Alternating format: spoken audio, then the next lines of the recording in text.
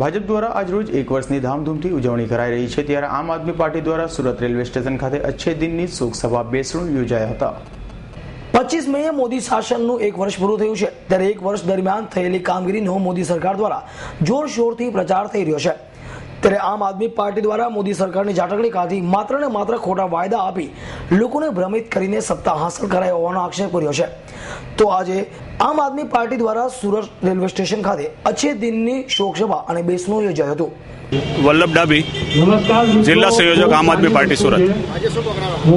આજે અમે લોકોએ જે મોદી સરકારનું 1 વર્ષ જે પૂરું થયું છે એ નિમિત્તે એ લોકો ખોટા વાયદાઓ અને ખોટી રીતે સરકાર ચલાવવાના જે એમના પેતરાઓ છે એમનું અમે બેસણું રાખેલું છે કે 1 વર્ષમાં એને આપેલા એક પણ વાયદામાં કામ પૂર્ણ થયું નથી અને ખોટી રીતે લોકોને ગુમરાહ કરે છે। આખા દેશની અંદર જુદી જુદી સભાઓ કરવાના છે, એની અમે પણ આખા દેશની અંદર એમના બેસણની સભાઓ કરવાના છે કે તમે કાંઈ કામ કર્યું નથી અને તમે સુશાસનની ખોટી વાતો કરો છો, તમે ફક્ત જાહેરાતો કરો છો અને લોકોને ગુમરાહ કરવાનું તમે કામ કરો છો।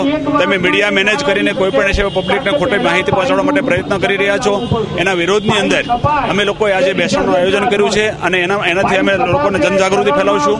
લોકોને એક વ્યક્તિ સુધી અમારો સંદેશો અમે પહોંચાડશું કે આ દેશની અંદર સુશાસન કોને કહેવાય, ભ્રષ્ટાચાર મુક્ત ભારત કોને કહેવાય અને નાગરિકની હિતાકારી શેમાં છે, નાગરિકની સુખાકારી શેમાં છે, એના માટે અમે સંદેશો પહોંચાડશું।